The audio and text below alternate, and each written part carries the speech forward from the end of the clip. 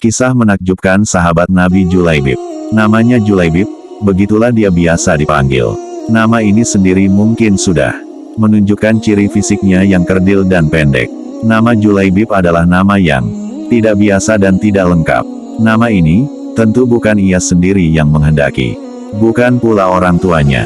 Julaibib hadir ke dunia tanpa pula orang-orang, semua tidak tahu, atau tidak mau tahu tentang nasab Julaibib. Bagi masyarakat Yasrib, tidak bernasab dan tidak bersuku adalah cacat sosial yang sangat besar.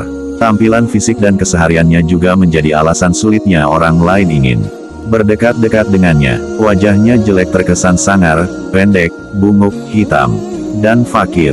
Kainnya usang, pakaiannya lusuh, kakinya pecah-pecah tidak beralas. Tidak ada rumah untuk berteduh, tidur hanya berbantalkan tangan, berkasurkan pasir dan kerikil. Tidak ada perabotan, minum hanya dari kolam umum yang dicinduk dengan tangkupan telapak tangan. Abu Barzah, pemimpin Bani Aslam, sampai-sampai berkata tentang Julaibib, jangan pernah biarkan Julaibib masuk di antara kalian. Demi Allah jika dia berani begitu, aku akan melakukan hal yang mengerikan padanya. Demikianlah keadaan Julaibib pada saat itu. Namun jika Allah berkehendak menurunkan rahmatnya, tidak satu makhluk pun bisa menghalangi Julaibib menerima hidayah, dan dia selalu berada di saf terdepan dalam salat maupun jihad. Meski hampir semua orang tetap memperlakukannya seolah ia tiada, tidak begitu dengan Rasulullah Shallallahu Alaihi Wasallam. Shallallahu Alaihi Wasallam sang rahmat bagi semesta alam. Julaibib yang tinggal di Sufah Masjid Nabawi, suatu hari ditegur oleh sang Nabi Shallallahu Alaihi Wasallam. Julaibib, begitu lembut beliau memanggil, tidakkah engkau menikah? Siapakah orangnya ya Rasulullah Shallallahu Alaihi Wasallam? Kata Julaibib, yang mau menikahkan putrinya dengan diriku ini. Julaibib menjawab dengan tetap tersenyum. Tidak ada kesan menyesali diri, atau menyalahkan takdir Allah pada kata-kata maupun air mukanya. Rasulullah Shallallahu Alaihi Wasallam juga tersenyum. Mungkin memang tidak ada orang tua yang berkenan pada Julaibib, tapi hari berikutnya, ketika bertemu dengan Julaibib, Rasulullah Shallallahu Alaihi Wasallam menanyakan hal yang sama. Julaibib, tidakkah engkau menikah? Dan Julaibib menjawab dengan jawaban yang sama. Begitu, begitu, begitu.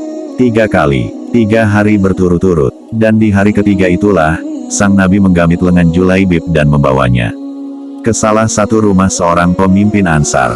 Aku ingin menikahkan putri kalian, kata Rasulullah Shallallahu Alaihi Wasallam pada si empunya rumah. Betapa indahnya dan betapa barakahnya, begitu si wali menjawab berseri-seri, mengira bahwa sang Nabi lah calon menantunya.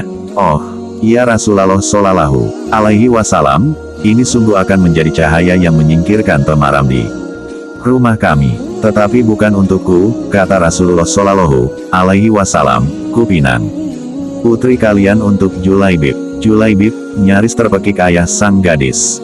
Ya, untuk Julaibib. Ya Rasulullah Shallallahu Alaihi Wasallam, terdengar helaan nafas berat. Saya harus meminta pertimbangan istri saya tentang hal ini. Dengan Julaibib, istrinya berseru, bagaimana bisa? Julaibib berwajah lecak, tidak bernasab, tidak berkabilah, tidak berpangkat, dan tidak berharta. Demi Allah tidak akan pernah putri kita menikah dengan Julaibib. Perdebatan itu tidak berlangsung lama.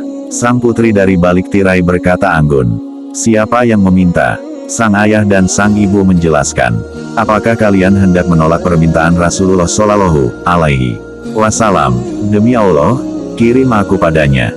Dan demi Allah, karena Rasulullah Shallallahu Alaihi Wasallam yang meminta, maka tiada akan dia membawa kehancuran dan kerugian bagiku. Sang gadis yang salehah lalu membaca ayat ini.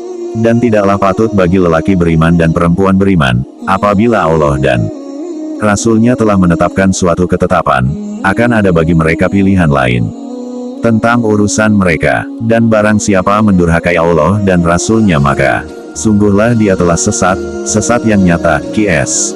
Al-Ahzab 36. Dan sang Nabi dengan tertunduk berdoa untuk sang gadis solihah, ya Allah, limpahkanlah kebaikan atasnya, dalam kelimpahan yang penuh barakah. Jangan kau jadikan hidupnya payah dan bermasalah. Doa yang indah. Maka benarlah doa sang Nabi. maka Allah karuniakan jalan keluar baginya.